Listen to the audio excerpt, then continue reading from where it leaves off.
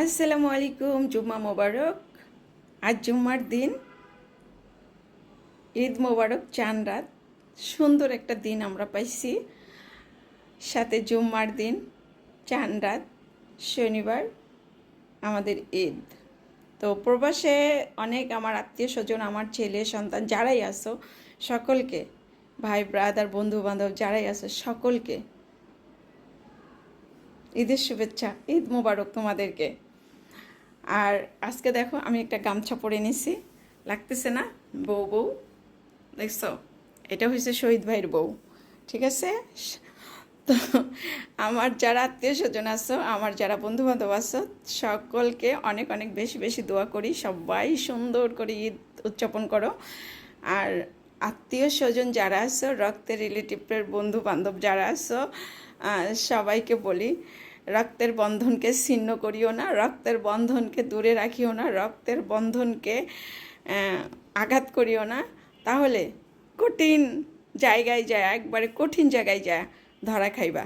যখন ধরা খাইবা না, ছুটতে পারবা না। আল্লাহ এমন জায়গায় যায় তোমাদেরকে ঠেকাই দিবে না, সে জায়গা থেকে ছুটে আসার কোনো সাধ্য থাকবে না। আর ওই যে একটা কথা আছে না, রক্তের বন্ধন না যায় কাটন, মানে রক্তের বন্ধনকে কখনো ছিঁড়া যায় না।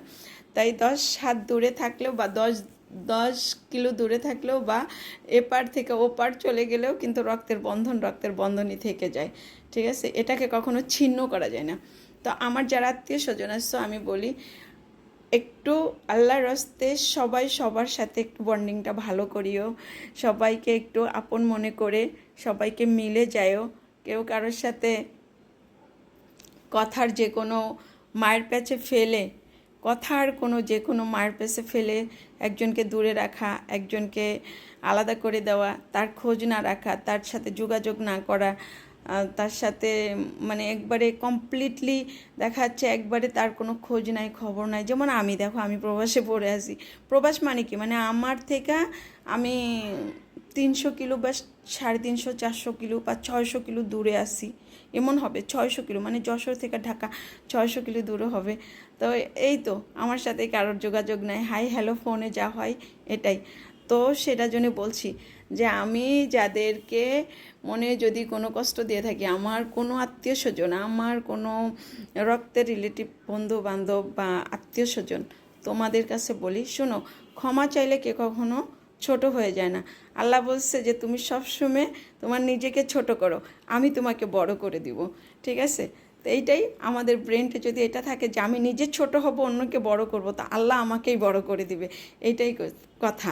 তো আমি বলি এইটা যে আমার যত আত্মীয় স্বজন আছো, সবাই সবার কাছে আজকের এই দিনে আমি তোমাদের কাছ থেকে জোর হাত করে ক্ষমা চেয়ে নিচ্ছি। আমাকে মাফ করে দিও। আল্লাহর রাস্তে কে কোথায় থাকি, কোথায় কার অবস্থান কোথায় হবে জানি না, তারপরেও মাপ চাওয়া এটা কোনো খারাপ জিনিস না, এটা ভালো জিনিস। আল্লাহ পাক বলছে সবাই সবার কাছে মাপ চাওয়াটা এটা একটা সুন্দর গঠনমূলক একটা জিনিস, ঠিক আছে?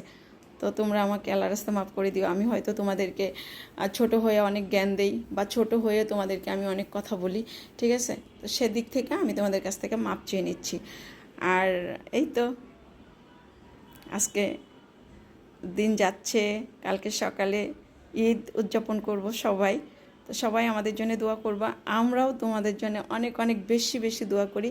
আমার এক ছেলে প্রবাসে থাকে, আমার ছেলের জন্যও তোমরা সবাই দোয়া করিও, যাতে আমার ছেলেও অনেক সুন্দর থাকে, ভালো থাকে।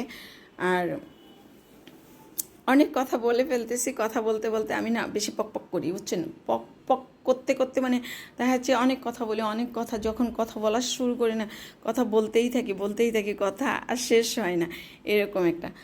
তো আমি আমার সকল আত্মীয় স্বজন বন্ধু বান্ধব সবার কাছ থেকে ক্ষমা চেয়ে নিলাম এই জন্যে যে জাস্ট আজকে তো পবিত্র একটা দিন না, জুম্মার দিন, সবাই জুম্মার দিন মনে করে আর চাঁদ রাত মনে করে সবাই ভেদাভেদ ভুলে যে আমাদের দিক থেকে আমরা বান্ধবীরা যারা আছি সবাই যেন অটল থাকি, একসাথে থাকি, একসাথে মজা করতে পারি।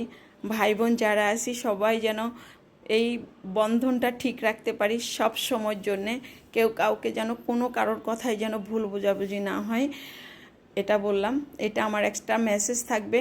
আর আমার আম্মা, আম্মার জন্য আমি অনেক অনেক অনেক কান্না করি, কিন্তু আমার আম্মা আমার কষ্টটা বুঝে না, আমার আম্মা আমাকে বুঝে না। আমি আমার আম্মাকে অনেক বুঝি, কিন্তু আমার আম্মা যখন আমাকে বুঝে না তখন আমার অনেক কষ্ট হয়, অনেক কষ্ট হয়, মনে হয় আমি চিৎকার পেরে কান্না করি।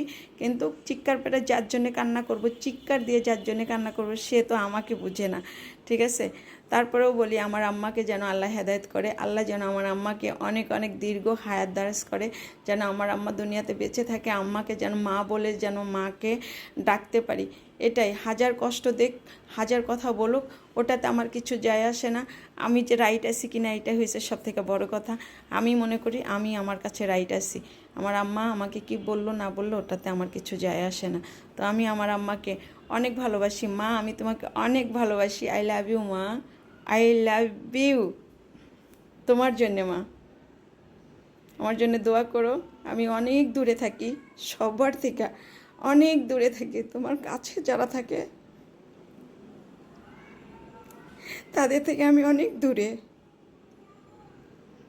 আই লাভ ইউ মা, সবাইকে। তোমাদেরকে আমি অনেক মিস করি, অনেক খারাপ লাগে আমার। আল্লাহ হাফেজ, সবাই ভালো থাকো, সুন্দর থাকো, সুস্থ থাকো। Bye bye.